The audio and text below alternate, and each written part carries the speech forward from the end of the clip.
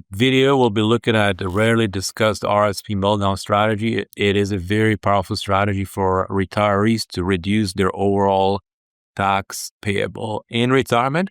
But also we have seen many mistakes made implementing RRSP meltdowns. That is exactly why we made the video today. Let's get right into it. RRSPs are great. As a matter of fact, RRSPs are one of the main pillars of the Canadian retirement system, and people love their RRSPs when they're making RRSP contributions. When you're putting monies into your RRSPs, when you're making contributions, every dollar is fully 100% tax deductible. You will not be as happy on the way out once you start pulling funds out of the RRSP or a RIF. As far as taxation, RRSP and a RIF exactly the same. Every dollar that is pulled out will be fully taxable. And the RRSP meltdown strategy essentially is pulling funds out of your RRSP or a RIF prior to the age of 71. Not to fund your retirement, but just for tax planning. Because by the age of 71, you must convert your RRSP to a RIF. And the following year, at the age of 72, you must pull out about 5.4% of the market value of your RIF in the first year, age 72, and then this number increases every single year. So if you thought about it, if we had a couple, husband, wife, in a spousal situation, and each spouse has, as an example, 400,000 in their RRSP, say age 61 or 62, and they wanted to retire early, age 62, if they did not make any further contributions up until the age of 71, so age 62, husband, wife, combined RRSP 800,000, just with market growth, this RRSP should grow to about 1.6 million. Now, 1.6 million, age 72, they must pull out 5.4%. A lot of retirees, as soon as they hit age 72, their OAS now is being clawed back. And now this pushes them into a very high tax bracket. The other consideration you have to make is that we believe it's a mistake to have a substantial market value in your RIF as you hit late 70s or early 80s, because unfortunately on death, RRSPs or RIFs are fully taxable, basically taxed at your highest marginal tax rate, which in most provinces, actually in all provinces, is more than 50%. In BC, in my province, 53.5%. So 53.5% is the highest marginal tax rate, and that's where most of your RIF will be taxed at.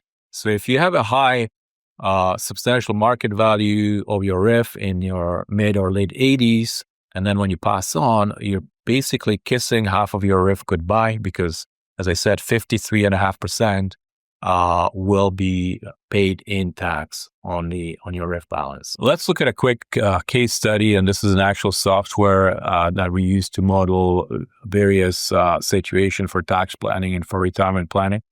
But on the left, we have what would be called tax deferral. And basically, if you talk to your accountant, most accountants would advise you to defer as long as possible.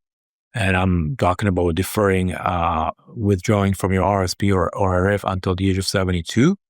And then on the right-hand side, we have what we call blended withdrawal or RRSP meltdown. Meaning going into your RRSPs right after retirement, retiring at your early 60s, 61, 62, going into your RRSPs right after retirement to pull funds out, not to necessarily fund your lifestyle, your retirement lifestyle because you need the money, but to move some funds out of the high tax RIF or RRSP environment into a TFSA. If your TFSA is not maxed out, that would be the first logical vehicle to utilize. If your TFSA is already maxed out, then you could move these funds into a non-registered investment portfolio. All the other variables, spending, inflation rates, investment returns, everything else is constant. The only difference is deferral versus RRSP meltdown. And for this particular family, the difference is $565,000 at life expectancy or age 90. So significant difference for this particular family. We understand that every family is different and every family situation is different.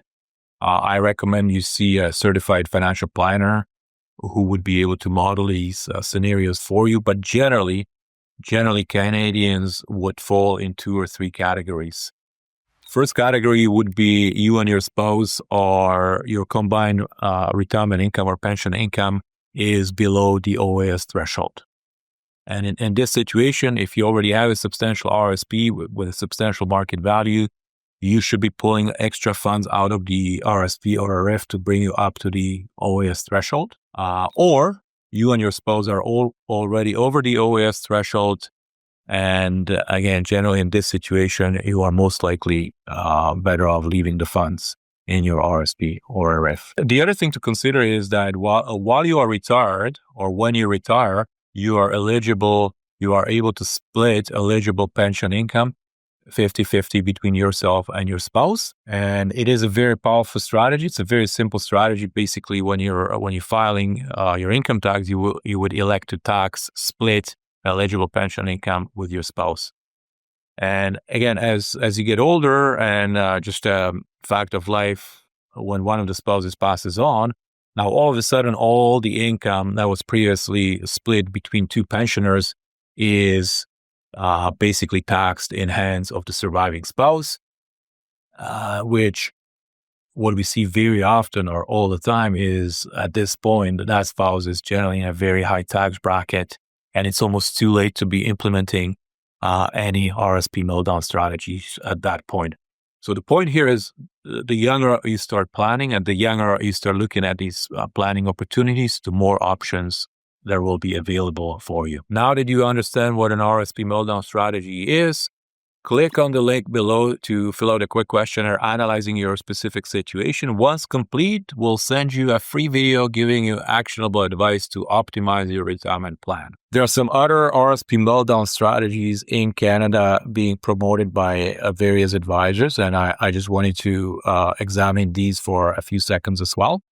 So as I said earlier in the video, either you and your spouse are below, as far as retirement income, taxable income, you are either below the OAS threshold. And in that case, you should consider pulling funds out of your RSP to melt it down further if you have a substantial balance in your RSP or RF.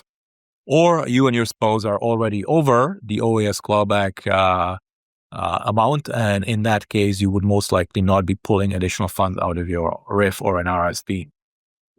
But also if you are in the latter category where you are already in a fairly high tax bracket, there are other RSP meltdown strategies being promoted. And these could be not just RSP meltdown strategies, but these are basically tax planning strategies. And the ones that we're seeing fairly common, one is very common, which is charitable giving. You would either gift funds to a charity, or you could establish a charitable giving foundation in your family's name. So that's pretty straightforward. There is no additional risk associated with this strategy. The other two, one would be investing in flow-through shares and receiving a tax credit for this investment.